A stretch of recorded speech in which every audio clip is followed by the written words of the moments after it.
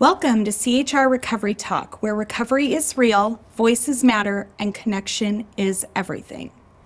This is a space created by peers for peers, where we talk about life, challenges, growth, and everything in between. Whether you're on your journey, supporting someone else, or just looking for something real, you're in the right place. To all our listeners, our connection crew, we're glad you're here. Before we get started, just a quick reminder. This podcast is for general support, education, and shared experiences. We won't be sharing any confidential or identifying information, and we ask that listeners respect the privacy of others as well. If you are struggling or need immediate support, please reach out to a trusted provider or call 988. You are not alone. So let's get into it. Hey everyone, I'm Carly. And I'm Fabian. And this is CHR Recovery Talk. We're talking about why do a podcast on recovery? With our special guest today, Kimberly Craig, our CEO here at Center for Health and Recovery. She's here with us to share some of her insight about this. Welcome, Kimberly, and thank you for joining us on Recovery Talks. Nice. Thank you for having me, Carly and Fabian. It's exciting to get this started. So, Kimberly, what inspired you to consider starting a podcast focused on recovery? Well, that's a good question, Carly. I think at Center for Health and Recovery, we're constantly looking for new ways to engage members and tell our recovery stories. And as I was thinking about how could we be creative and what's something fun that I think our members would enjoy and that would help us reach a larger audience, I thought about a podcast.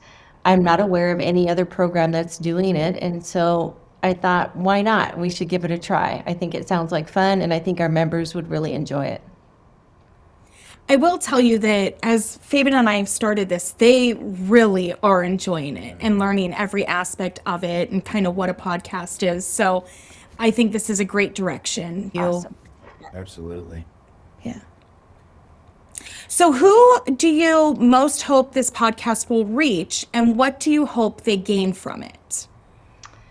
Also a good question. I'm not sure that I have a target audience or a limited audience because I really think that this topic is broad and can reach anyone everywhere. But certainly it's for individuals that have an interest in their own recovery, for people that maybe are family members of someone in recovery or someone looking to find recovery. It could be any of those, but also just our community at large. I think that there's power in telling stories and learning more about individuals and their recovery stories.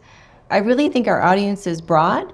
For whatever reason a person might tune in and listen, that's perfect. Yeah. And the reduction of stigma, right? I think that is a wonderful reason to do this podcast, knowing that they're not alone. So Our members at CHR, I've always been impressed with them. They're really creative and they really have powerful stories of survival. And we do a lot of advocacy out in the community, making sure that we have member representation at the Capitol on Mental Health Day. And we do events like NAMI, making sure that we have representation there. But I think that this creates a unique opportunity for our members to come and share a little, or at times share their entire story, to serve as inspiration and really spread the excitement that should be there about recovery. And for us, it gives us an opportunity to celebrate our members. Absolutely. In the time that I've been here, the things that I've seen from our members, it's astonishing. It really is inspiring. Definitely. Yeah. it's really cool. And then being a peer-run organization, the staff members that work here, with 100% of our services being peer-delivered in our community service day program. you all serve as role models and inspirations. I've said it before, and I'll tell you guys, I would take a peer workforce over any workforce there is out there. Our peer workforce at CHR has overcome their own struggles, their own barriers, their own challenges. They know how to work, and they really embrace what it is that we do every day, offer hope to individuals who might otherwise not have it. Beautiful. Yeah, I think that's wonderful. It truly is an honor to work at CHR and to see what we're doing in a peer run. I never knew anything about a peer run. So to have this space for our members is just so special. Yeah, it is. So how do you think a podcast can help reduce stigma and barriers when accessing recovery services? Yeah. I mean, I'd have to think about that a little bit, of how I think it would reduce stigma. I think for individuals, we know that individuals heal through connection and not isolation. And so there's power in hearing someone else's story. We do that on a daily basis, right? We offer hope through our own lived experiences. And so I think reducing stigma by knowing there's others out there who may not have had the exact same story as me or the same journey as me, but yet share some commonalities with me, reduces isolation, reduces the stigma. I think the opportunity to highlight the success of individuals in recovery is a wonderful opportunity to reduce that stigma. So often, you only hear the bad stories. You don't hear or get that opportunity to hear what's really happening in our recovery community. So that reduces stigma. And then I think people just need to know that there's help available and people that understand and are here for them no matter what is something that reduces a barrier, right? I think so often in our service delivery model, it's sometimes so clinical, right? Or it's kind of a case management model that really focuses on compliance versus really connecting with individuals, getting to know them, building a relationship.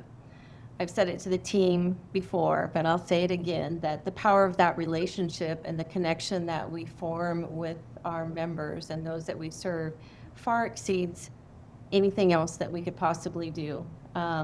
As far as service delivery, right? If we don't have connection, if we don't have a relationship and rapport and trust established, then we don't have anything. And I think for individuals that struggle with accessing services, that programs that don't understand that, it creates a barrier for them. So I'm hoping at CHR, we have an outpatient behavioral health home, that we're able to reduce that barrier for individuals because we really focus on connection and relationships.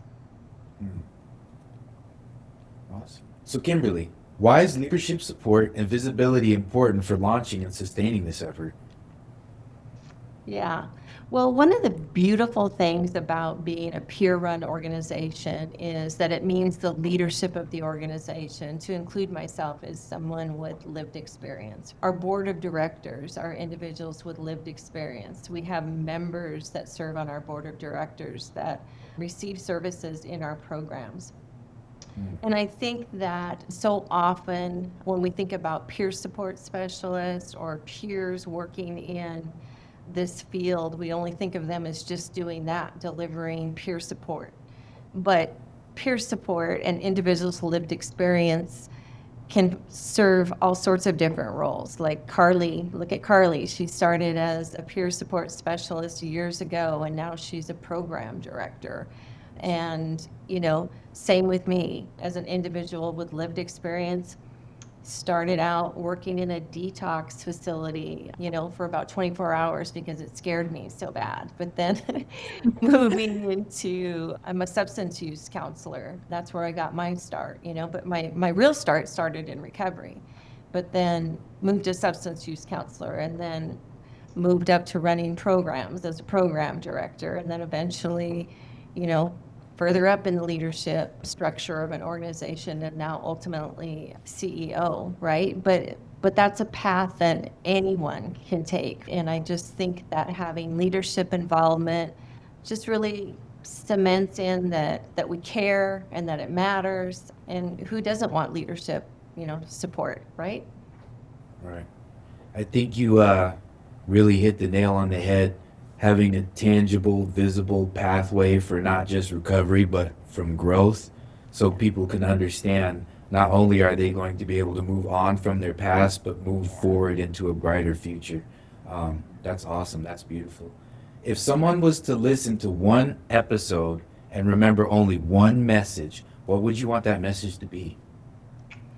Oh, just one message. Well, I think that it's just what you said, Fabian, that there's a path. There's a path just beyond your current struggles, that people can and do recover, and that the sky's the limit, that we don't have to limit ourselves anymore, that define ourselves as individuals and not by an illness or a diagnosis or our struggles. We should define ourselves as successful individuals. And from this podcast, that's what I'm hoping that people would glean from it. And future podcasts, just hope for a better tomorrow. Hope, whether you're the individual that's seeking recovery support, or if you're a family member of someone seeking recovery, or if you're a community member wondering if these programs that we invest in work,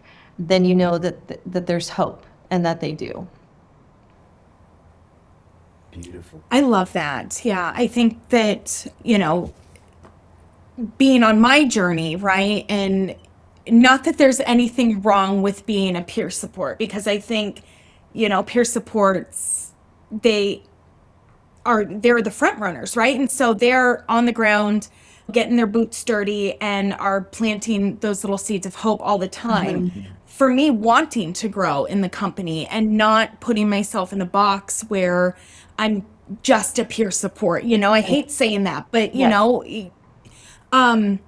is so wonderful to see that, and to know your story and to know other staff stories. And then for our members, right? Like you were saying, for our members to see that and know that if that person can do it, I can do it. I think that's so freeing and gets rid of the stigma, and recognizing that this one little piece, this, whether I've struggled with substance use or whether I have mental health, that it doesn't have to define me, that I can, really do the things that I want to do in my life and not be stuck. So I love that you're wanting that message to get across, that, that's huge to be doing a podcast like this and being the first of its kind. Mm-hmm. Yeah. And I think, the phrase that you used, and I don't know if I used it accidentally, but that just a peer support, I think that we really need to change that. To me, the peer supports, even in the behavioral health homes or the clinics, that peer support's probably the most important person on that team. As far as I'm concerned, they're the people that have the ability to establish rapport quickly and engage individuals and form a relationship. So working to make sure that that's understood throughout the system is important to me. And then, that, even in our own behavioral health clinic, RNs, our prescribers, nurse practitioners, are individuals with lived experience. And so really we're role models every day. That comes with a price, because I expect a lot from the team, knowing that. I don't put up with much funny business because of that.